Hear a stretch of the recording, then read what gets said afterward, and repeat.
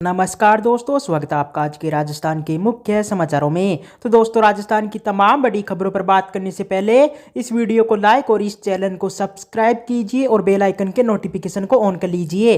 तो दोस्तों, सीधे चलते हैं आज की सबसे पहली बड़ी खबर की ओर। राहुल गांधी की भारत जोड़ो यात्रा के बीच गो बैक के नारे वहीं टेंट जलाने की कोशिश की गई। जी हां दोस्तों, आपको बता दें कि राहुल गांधी की भारत जोड़ो यात्रा के बीच कुछ अज्ञात लोगों ने यात्रा से जुड़े एक टेंट में आग लगाने की कोशिश की है। वहीं सवाई माधोपुर के बामनुवास में सोमवार देर रात कुछ अज्ञात लोग कार से आए।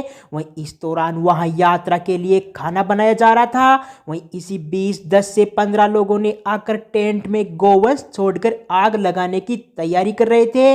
वहीं एक कांग्रेस कार्यकर्ता ने गोवंश को खदेड़ने की कोशिश के दौरान आरोपियों की बात सुन ली। वहीं कुछ कार्यकर्ताओं ने तत्काल पुलिस को इसकी सूचना दी। वहीं पुलिस मौके पर पहुंची तो आरोपी भागने लगे। वहीं पुलिस ने पीछा कर 4 लोगों को पकड़ लिया है। वहीं दौसा शहर में राहुल गांधी गो बैक के नारे लिखे मिले। वहीं इसकी जानकारी मिलते ही जिला प्रशासन के हाथ पांव फूल गए।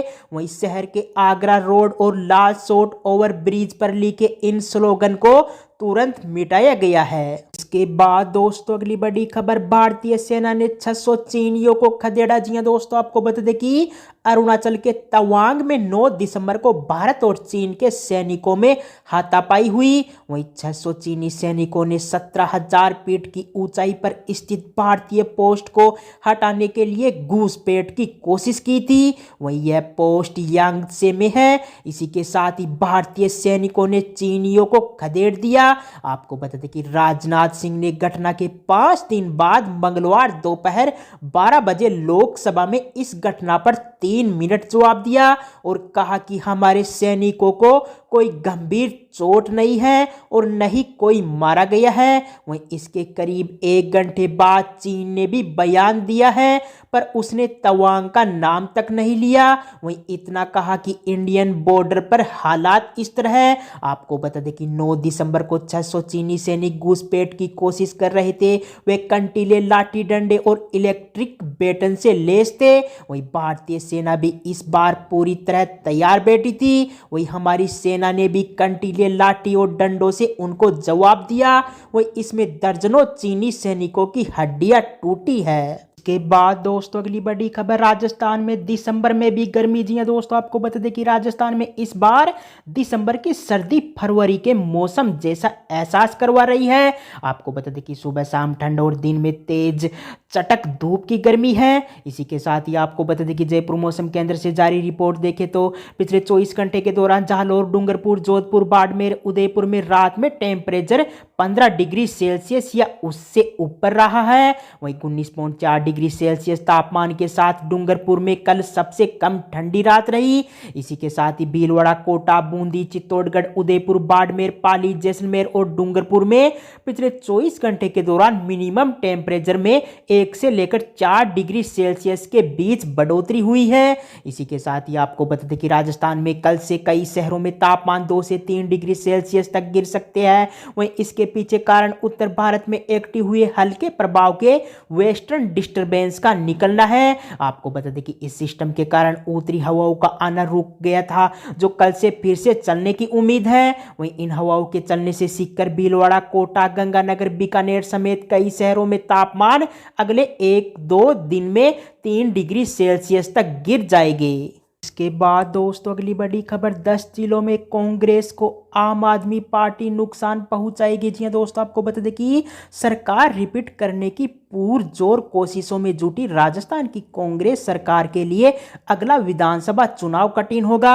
आपको बता दें कि इसकी वजह है आम आदमी पार्टी। वहीं गुजरात में जिस तरह आपने कांग्रेस को नुकसान पहुंचाया है, वैसे ही समीकरण राजस्थान में बनते दिख रहे हैं। वहीं 5 साल पहले हुए विधानसभा चुनाव में आपने गुजरात से बेहतर प्रदर्शन राजस्थान में किया था। वहीं यही अनुपात रहा तो अगले साल हो रहे चुनाव में आप 47 सीटों पर कांग्रेस को नुकसान पहुंचाएगी। आपको बता दें कि ऐसा हुआ तो भाजपा के लिए सरकार बनाना आसान हो जाएगा।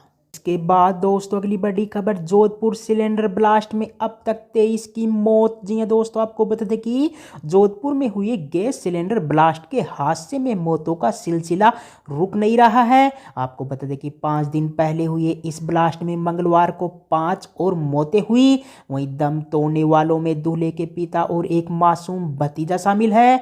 आपको बता दें कि इस भीषण हादसे में अब तक 10 बच्चे दम तोड़ चुके हैं।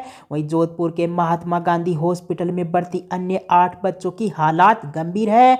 आपको बता दें कि इससे पहले सोमवार को इलाज के दौरान दूल्हे की मां सहित 6 लोगों की मौत हो गई थी। वहीं मौतों का आंकड़ा बढ़कर अब 23 हो गया है। वहीं जिन लोगों ने दम तोड़ा है वे 50% से अधिक झुलसे हुए थे। वहीं इनमें एक ऐसी महिला शामिल है जो 40% झुलसी हुई थी। इसके बाद दोस्तों अगली बड़ी खबर, 33 कलेक्टर एक ने भी नहीं माना मुख्यमंत्री अशोक गहलोत का आदेश।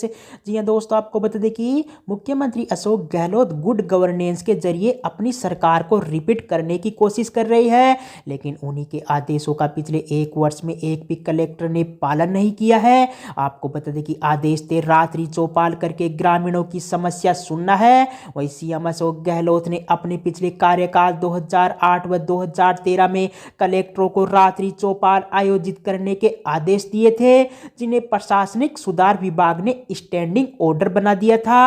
वहीं इन आदेशों का पालन पिछली भाजपा सरकार में भी जारी रहा, लेकिन फिर से अशोक गहलोत सरकार बनने के बाद ये आदेश धीरे धीरे ठंडे बस्ते में चले गए।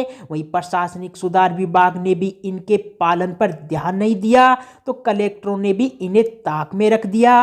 वहीं अब हाल यह है कि पिछले 1 साल से कलेक्टरों ने कहीं पर भी रात्रि चौपाल ही नहीं की है। इसके बाद दोस्तों अगली बड़ी खबर, गुजरात फॉर्मूले से राजस्थान भाजपा में बड़ा बदलाव होगा। जी हां दोस्तों, आपको बता दें कि गुजरात में पहले टिकट वितरण में और अब मंत्रिमंडल में नए लोगों को तवज्जो देकर भाजपा ने राजस्थान के आने वाले चुनाव के लिए नया फॉर्मूला सेट कर दिया है। आपको बता दें कि गुजरात चुनाव में बम्पर जीत के बाद भूपेंद्र पटेल के नए मंत्रिमंडल में पुरानी रूपानी सरकार से सिर्फ 3 मंत्रियों को रिपीट किया गया है। वहीं बाकी 6 प्रेस चेहरे हैं और 7 ऐसे मंत्री बनाए गए हैं जिन्हें 15 माह पहले ही पटेल मंत्रिमंडल में शपथ दिलाई थी। इसी के साथ ही आपको बता दें कि राजस्थान सहित 5 राज्यों में अगले साल चुनाव होने हैं। वहीं भाजपा चुनावी मोड पर है। आपको बता दें कि राजस्थान में राज और रिवाज की स्थिति यह है कि यहाँ बीते 4 चुनाव में एक बार भाजपा और एक बार कांग्रेस के सत्ता में आने की परंपरा रही है। वहीं भले ही भाजपा इसे अपने अनुकूल समझ रही है, लेकिन पार्टी नेताओं में चेहरे को लेकर लड़ाई अभी भी चरम पर है। आपको बता दें कि केंद्रीय नेतृत्व स्पष्ट कर चुका है कि राजस्थान में कोई सीएम चेहरा नहीं होगा, वहीं पीएम नरेंद्र मोदी ही चेहरा होंगे। वहीं इस बीच गुजरात फॉर्मूला प्रदेश के नेताओं की चिंता बढ़ा रहा है। आपको बता दें कि इस फॉर्मूले से न केवल वे नेता घर बैठ सकते हैं जो पिछले चुनाव में 10,000 से ज्यादा वोटों से हार गए थे, बल्कि कई ऐसे नेताओं को भी मौका छूट सकता है जो मंत्रिमंडल के प्रमुख चेहरा माने जाते रहे हैं।